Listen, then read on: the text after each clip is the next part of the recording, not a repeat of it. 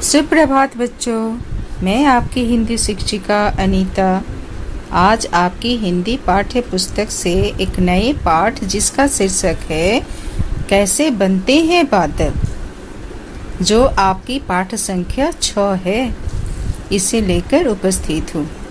जानते हो बच्चों, जीवन में वर्षा का बहुत महत्व है। वर्षा के बाद ही हमें भयंकर गर्मी से राहत मिलती है। वर्षा नहीं होगी तो सारी धरती सूख जाएगी, सभी प्राणी पानी के बिना मर जाएंगे। इसलिए हमें पानी बर्बाद होने से बचाना चाहिए और वर्षा के जल को संरक्षित रखना चाहिए। इस पाठ में आपको बताया गया है कि बादल कैसे बनते हैं और बादल बनने से लेकर वर्षा होने तक की प्रक्रिया को बताया गया है। तो आइए पढ़कर जानेंगे कि बादल कैसे बनते हैं। दादाजी, चलिए कहीं बाहर घूमने चलते हैं। देखिए कैसे घने बादल घिर आए हैं, कितनी ठंडी हवा चल रही है। दादाजी ने मोहित से कहा, तुम सही कह रहे हो मोहित, सचमुच मौसम तो बहुत ही सुहावना हो गया है।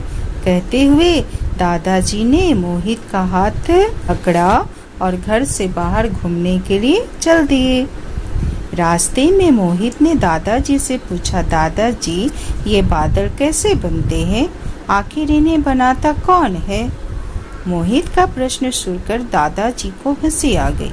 वे बोले, बेटा इन्हें कोई बनाता नहीं है, यह एक प्राकृतिक प्रक्रिया है। मैं तुम्हें बताता हूँ कि बादल कैसे बनते हैं। जब बहुत अधिक गर्मी पड़ती है तब समुद्र, नदियों, झीलों आदि का पानी गर्म हो जाता है। वह सूरज की गर्मी से भाप बनकर ऊपर उड़ता है और इसी से बादल बनते हैं।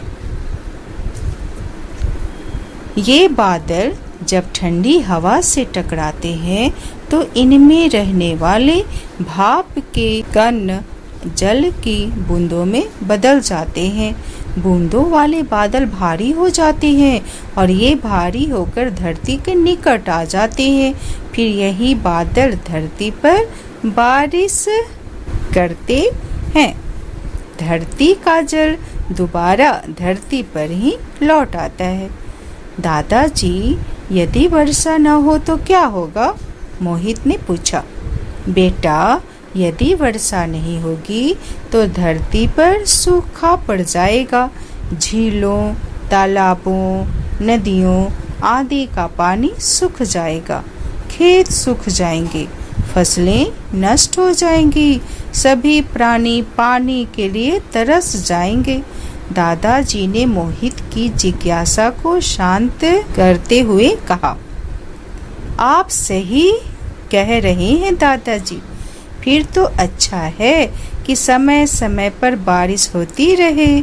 मोहित ने घबरा कर कहा, अभी वे बातें हो ही रही थी कि मोटी मोटी बूंदें पड़ने लगी। वे दोनों भी घर की ओर चल दिए।